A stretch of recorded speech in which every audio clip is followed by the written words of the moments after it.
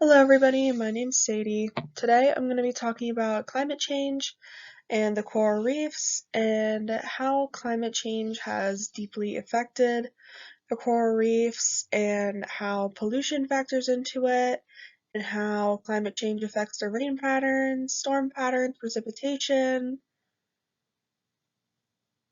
all of that very not good stuff, and hopefully tap into a couple things that we could do as like a community to try to solve some of the issues.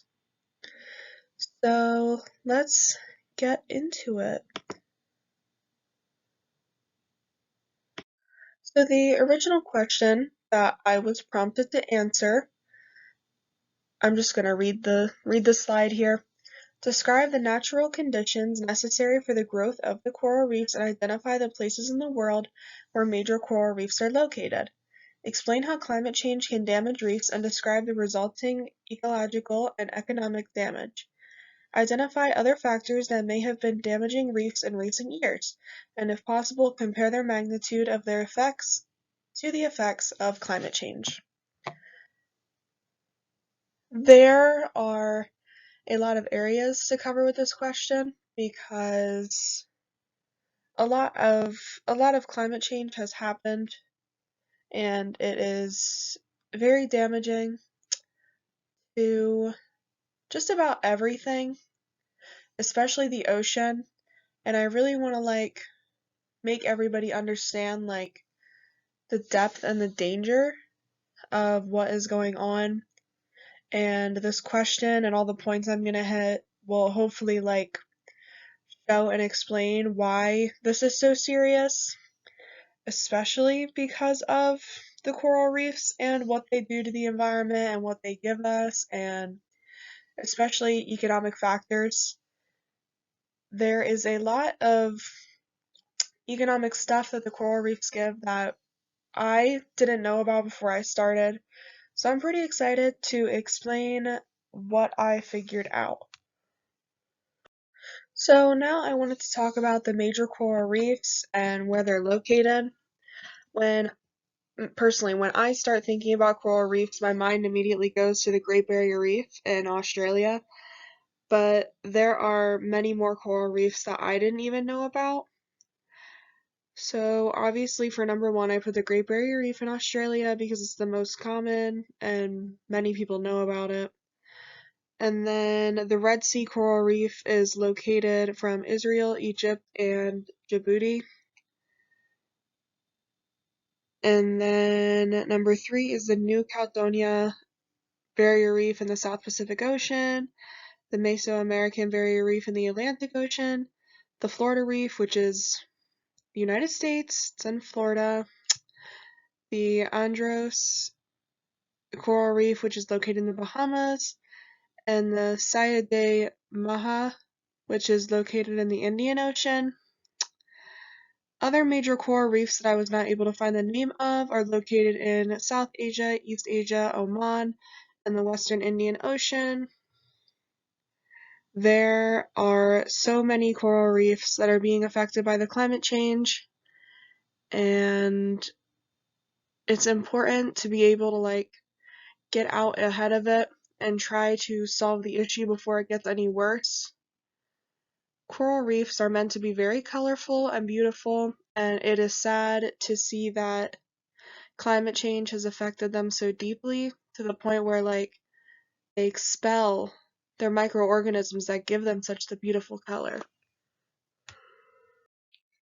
So I think the question everybody's been waiting for me to answer is what is happening to the coral reefs? Well, from 2009 up until about now, 16% of the ocean's coral reefs have begun to die.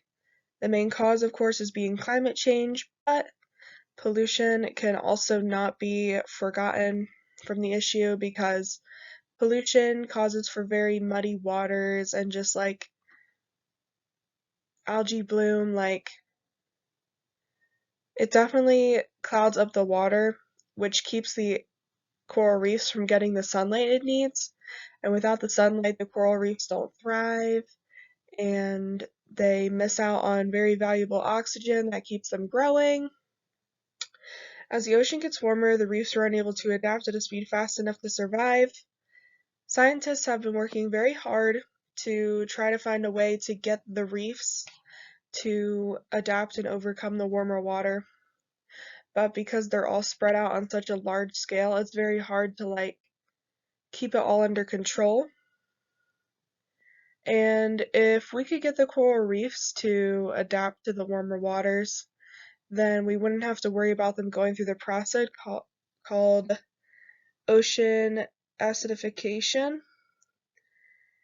because it really stresses the coral out, and then from there they release the microalgae that gives the coral the beautiful color. When the coral loses this color, it turns into a nice white, but you can definitely tell that the corals are meant to be colorful and that the color is what draws people to them and makes people want to come see them. Now, the coral bleaching doesn't mean that the coral is dead. They are very close to it because they are unable to receive vital nutrients. So on the left over here, I implanted a picture of the colorful coral because me personally, I have never seen a coral reef up close, so I knew what they looked like, but really only from pictures. And you can see the way that the fish are all surrounding the coral, and the beautiful pinks and yellows and blues, and the way the water just is so clear and blue, and you can just see the sunlight coming in, and it just looks like a very healthy coral where many fish want to hang out. And then on the right, I've put in a picture of bleached coral, and the difference is definitely shocking. The way that the coral just lost its color and lost its life, and while the structural integrity is still very cool to look at because it built itself from the ground up, there's no color and there's no fish and there's no ocean life. Now, while you can see that the sun is still hitting down on it, the water definitely looks very cloudy and musty, and that has a lot to do with surrounding river pollution and trash outputs. It severely ruins the water and makes it so that the coral can no longer thrive. Now, as I said earlier on in the presentation, coral reefs provide a whole bunch of economic advantages to the world. So alone, coral reefs make almost $2.7 trillion annually because tourists want to come and they want to see the coral. Scuba diving is very often an activity taken up by tourists so that they can go in and look at the ocean and see the corals. I know many people travel to Australia to see the Opera House and the Great Barrier Reef. So they definitely pull in a lot of money yearly so that people want to come see them and they want to bask in the beauty of what the ocean has just built up and the living beauty and the color of the coral. Over on the left, I implanted a picture of just some guy doing some scuba diving here. He's just taking a look at the coral, and the coral still looks pretty healthy in that picture. That doesn't look like there's really anything wrong with it. And then I wanted to definitely implant some pictures of the Great Barrier Reef and just what it looks like since I'm talking about it so much.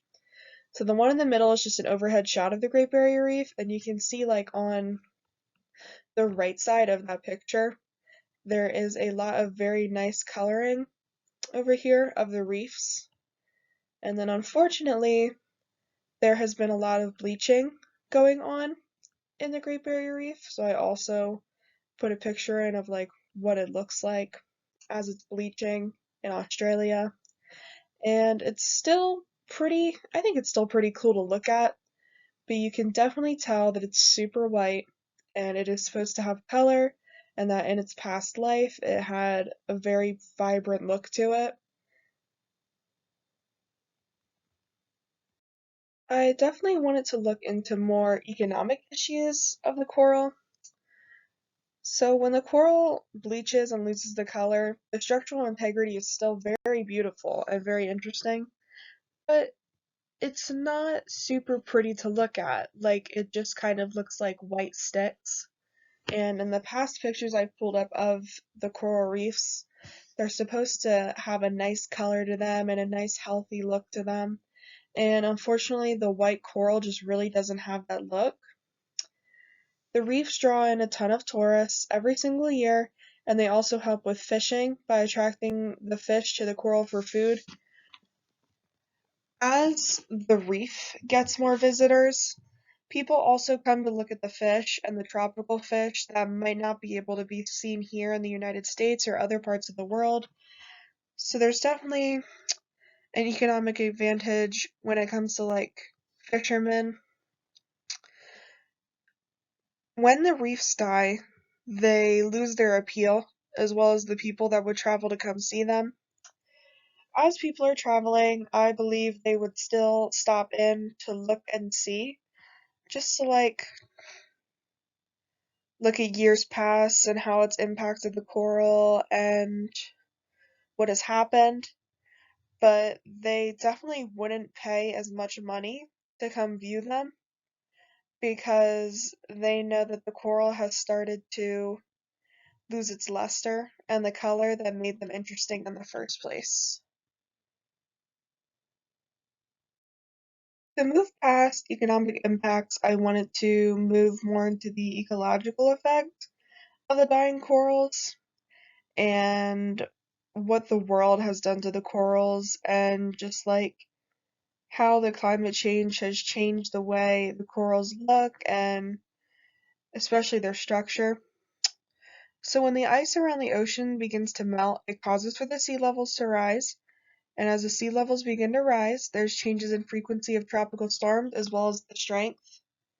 The frequency of the storms messes with currents, and the strength can damage the corals so badly. I inserted an image there of 2010 to 2012. You can see that just because like of the storm patterns and the strength of the storms, that while the coral was bleached in 2010, it had a chance of hanging on. But it looks like in 2012 a really bad storm hit, and it just caused for the coral to completely fall apart.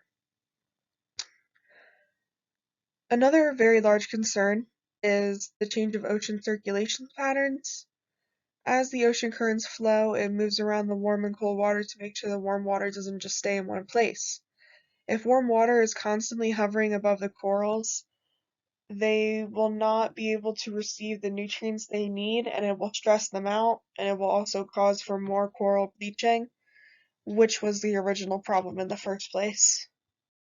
Sedimentation and rainfall patterns is also another very large concern because when the sea level rises, there's also an increase of sedimentation that sits on the corals and it like chokes them out and smothers them to a point where they're unable to grow. The coral needs oxygen in order to thrive and grow. It is very important that the coral is able to continue growing because it helps with the color problem and the ocid acidification. Like, it's just, if the coral is able to receive a fresher amount of oxygen, they will be able to continue growing. Form change patterns also rough up the coral and break it down. It like really just like pulls the coral apart and just leaves it in just a pile. Changes in rain patterns will cause for algal bloom and cloudy waters so the sun doesn't reach the coral and the coral will die soon after. Coral needs sun, just like we need sun. The coral needs sun because it is a living organism. On the left, I included an image of the precipitation response to global warming. And there is definitely an increase of rain, especially towards the north, the south, the east, and the west. And in those areas, it also looks like there's an increase in Africa as well. And unfortunately, a lot of reefs sit in that area, so they receive a lot of backlash from precipitation increases. I definitely wanted to talk about pollution because it is one of the main problems. While I feel as if climate change is definitely the cause for a lot of the coral problems, pollution definitely plays into it a whole bunch. So pollution is already a pretty large worldwide problem, and it has obviously grown worse. And since pollution has been affecting the ocean and the ocean life, it is affecting the corals. Water quality begins to decrease and the water gets very cloudy and lots of algae blooms. And it just causes for no sunlight to be able to reach the corals. And it has a lot to do with pollution because of all the oil and stuff that has been dumped into the water, as well as plastic bags. Straws can really heavily affect the corals as well. The coral needs the sunlight to grow, and they need the sunlight to get oxygen. Polluted water will kill the corals. The corals need good water just like we need good water. If the corals are receiving bad water, they are not going to want to grow or even make an attempt to try to stay alive because they need to be taken care of now.